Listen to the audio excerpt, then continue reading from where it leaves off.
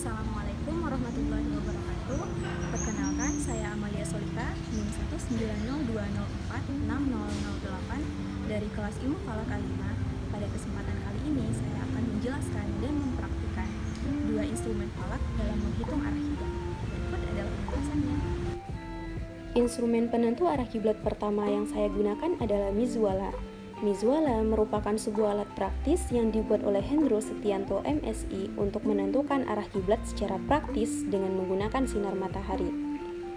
Mizwala merupakan modifikasi dari sundial yang terdiri dari sebuah gnomon atau tongkat berdiri, bidang dial atau bidang lingkaran yang memiliki ukuran sudut derajat dan kompas kecil sebagai ancar-ancar. Kemudian saya akan menjelaskan komponen-komponen dari mizwala. Yang pertama adalah bagian lingkaran ini disebut dengan bidang dial. Yang kedua yaitu gnomon.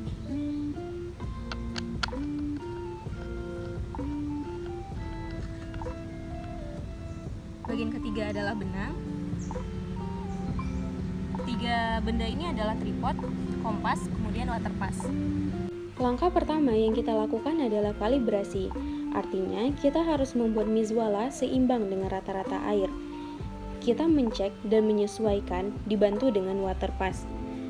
Kita akan mencek dari sisi samping kanan, bawah, samping kiri, dan juga bagian atas. Setelah bidangnya pas dengan rata-rata air, maka kita bidik mataharinya. Lalu hasilkan bayangan pada bidang dial. Kemudian arahkan benang sesuai dengan bayangan. Nah, disinilah arah bayangan matahari yang kita bidik pada saat ini. Berdasarkan perhitungan di Excel, nilai mizwah atau nilai azimut bayangan yang akan menentukan kemana arah kiblat diperoleh hasil 51. Pada keadaan ini, benang tidak boleh bergerak, artinya tetap pada bayangan matahari. Kemudian, bidang dial diputar hingga menunjukkan arah yang bernilai 51. Maka inilah nilai mizwah yang ditunjukkan pada bidang dial. Langkah selanjutnya adalah untuk menentukan arah utara sejati, yaitu apabila kita nolkan, artinya benang ditarik ke nol, maka derajatnya akan mengarah ke utara sejati. Nah, disinilah arah utara sejati pada tempat yang saya amati, yaitu di kota Semarang. Kemudian kita masuk ke langkah terakhir. Pada perhitungan Excel, menghasilkan nilai arah kiblat sesuai dengan markas yang saya hitung, yaitu di Semarang bernilai 294. Di sini, benang kita arahkan sesuai dengan hasil perhitungan di Excel tersebut, yaitu hingga menunjukkan nilai 294 pada bidang dial.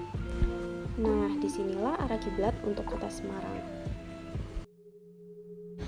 Selanjutnya saya akan menjelaskan instrumen falak, yaitu untuk menghitung arah kiblat. Di sini saya menggunakan kiblat tracker. Kiblat tracker merupakan inovasi dari kompas kiblat yang dipadukan dengan konsep mizwala. Konsep penggunaannya mirip dengan mizwala, yaitu dengan menempatkan gnomon pada pinggir badan, bukan di tengah, hingga akan memberikan bayangan yang akan jatuh di tengah badan piringan. Kiblat tracker adalah alat yang digunakan untuk mengukur arah kiblat yang bisa bekerja berdasarkan panduan posisi arah utara sejati yang berpatokan pada matahari, bulan, planet, maupun bintang. Alat ini merupakan buatan Mutoha Arkanuddin, pakar dan penggiat ilmu falak dari LP2IF Ru'yatul Hilal Indonesia atau RHI, dan sudah direkomendasikan penggunaannya oleh Kementerian Agama RI sebagai alat ukur kiblat. Alat ini dilengkapi dengan kompas, waterpas, lingkaran dial yang dapat diputar 360 dan 3 buah gnomon finder untuk diarahkan ke matahari serta laser hijau untuk pengukuran malam. Pertama-tama, saya akan memperkenalkan komponen-komponen dari kiblat tracker ini. Alat ini disebut dengan gnomon finder yang berfungsi untuk membidik bayangan matahari pada saat pengamatan. Nah, di sini juga terdapat bandul, waterpas, bidang dial. Nah, pada bagian yang berwarna biru ini adalah nilai untuk menentukan azimut matahari. Di sini juga terdapat kompas. Nah, sedangkan untuk bagian yang berwarna putih ini adalah nilai untuk menentukan azimut kiblat. Langkah pertama, kita letakkan gnomon finder pada bidang dial, yaitu guna untuk membidik bayangan matahari. Di sini, kita membidik bayangan matahari harus sejajar dengan garis merah yang ada pada bidang dial. Nah, disinilah posisi bayangan matahari yang kita amati pada saat ini. Kemudian, kita lepaskan gnomon finder dari bidang dial. Langkah selanjutnya adalah untuk menentukan azimut matahari. Di sini, terlebih dahulu kita letakkan benang pada bidang dial, lalu kita sesuaikan benang pada bidikan matahari yang telah kita peroleh sebelumnya. Pada keadaan ini, benang tidak boleh bergerak, artinya harus tetap pada posisi ini. Dengan bantuan aplikasi Sun Kompas, diperolehlah nilai azimut matahari sebesar 247 derajat. Maka, kita putar bidang dial hingga menunjukkan arah 247 pada bidang dial. Benang tetap pada posisi semula. Maka disinilah nilai 247 yang menunjukkan azimut matahari. Selanjutnya, untuk menentukan azimut kiblat, telah diperoleh juga nilai azimut kiblat pada aplikasi tersebut, yaitu sebesar 294. Maka, kita putar benang hingga menunjukkan arah atau nilai 294 pada bidang dial.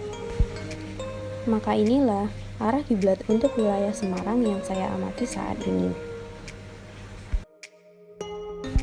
Dan langkah terakhir yaitu untuk menentukan saf, kita putar bidang dial hingga menunjukkan nilai 180, yang mana benang tetap pada posisi semula.